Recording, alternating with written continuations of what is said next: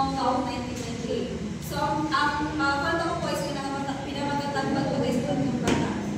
Ayon po sa mga tita ko noong taong 1998, may isang lalaki na naninirahan tatlong bahay o pagmula sa amin, na kung saan siya ay sinasaniban nito sa mga espiritu at tumatay na tatlong bata na naglalaro lamang sa gilid ng ranaw at yung dalawa sa mga bata ay magkapatid.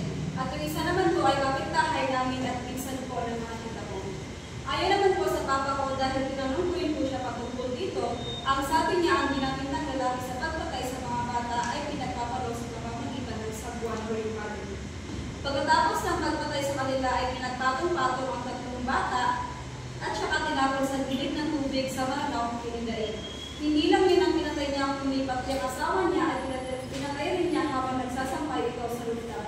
Nang malaman ito ng kanyang pamilya at pinatay na lamang nila ang lalaki para matapos daw ang gulo.